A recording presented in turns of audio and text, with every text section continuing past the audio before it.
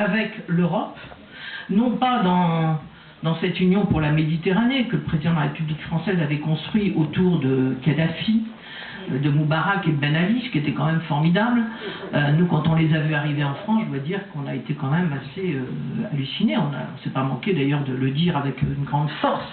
Non, il faut s'appuyer sur les citoyens, ceux qui veulent la démocratie, c'est-à-dire ce qu'ont montré tous ces mouvements dans tous ces pays.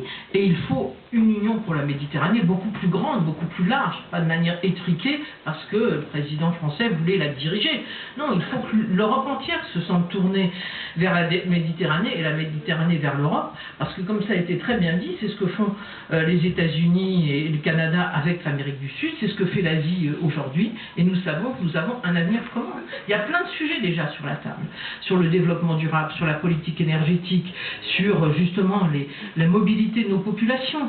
Moi j'ai vraiment la conviction que tout cela se fera si la France a tort de ne pas recevoir des étudiants venant du Maghreb ou d'Afrique. Ils vont aux États-Unis et au Canada.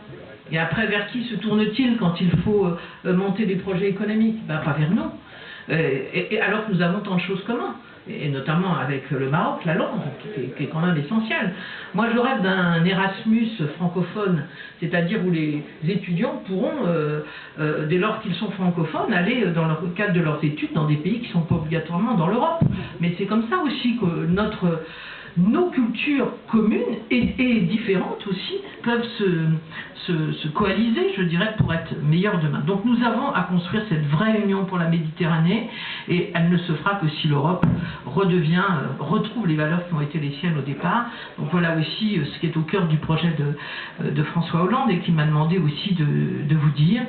Voilà, je ne vais pas aller plus loin, je vais simplement dire aussi que pour nous, la fonction de président de la République, c'est le rassemblement, c'est de rassembler. Voilà, c'est de rassembler les Français, c'est de rassembler les catégories. Voilà, au-delà des idées, évidemment, qui sont les nôtres, ça n'empêche pas d'être socialiste. Et non pas de diviser, d'opposer. Le président sortant nous explique maintenant qu'il veut faire un référendum pour savoir s'il faut radier les chômeurs. Il met une énergie considérable pour radier les chômeurs, qui sont d'ailleurs déjà radiés lorsqu'ils ne respectent pas les règles, au lieu de combattre le chômage. Ça nous paraît quand même un peu ridicule, quoi. Je veux dire, le vrai sujet, c'est de combattre le chômage. C'est pas de combattre les chômeurs. Le vrai sujet, c'est pas de combattre les professeurs. C'est de revaloriser l'école, c'est de refonder l'école. C'est une priorité aussi qu'a forgé François Hollande, et je crois qu'il a raison. Alors enfin, vous le savez, nous voulons une autre Europe. Nous avons beaucoup travaillé avec les partis sociaux-démocrates. Nous sommes malheureusement aujourd'hui pratiquement partout dans l'opposition. C'est peut-être une chance, tu l'as dit, parce que les populations vivent très mal aujourd'hui, pour retrouver un avenir commun en Europe avec la Méditerranée. Et la conviction qu'est la nôtre, c'est que le Maroc a un rôle essentiel à jouer. Je n'ai pas dit un mot, mais je voudrais le dire quand même sur la politique étrangère. Nous défendons à la fois le retour le plus rapidement possible de nos troupes d'Afghanistan, car cette guerre n'a plus de sens. En revanche, il faut une présence politique, diplomatique, pour continuer à combattre les extrémismes, mais la présence militaire n'a pas de sens, et d'ailleurs elle est considérée comme des troupes d'occupation par la population. Mais nous devons en revanche aider les Afghans, c'est notamment leurs conditions de vie.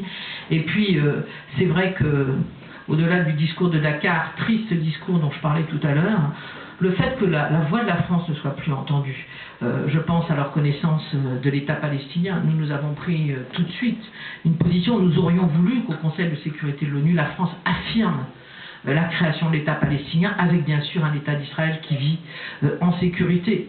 Nous n'avons pas été entendus. Sur la Syrie, aujourd'hui, la même chose. Quand on voit ce qui se passe à Homs, par exemple, c'est toute une population qui est massacrée. Certes, c'est la Russie et la Chine qui s'opposent aujourd'hui à une intervention, mais là aussi, je pense que notre voix aurait pu être plus forte. Voilà, donc dans tous ces sujets, je pense que la France devrait être plus forte, et nous qui partageons tant de choses avec le Maroc et bien sûr avec les socialistes marocains, je pense que nous avons un rôle à jouer. Donc j'en termine juste pour dire que, même si ça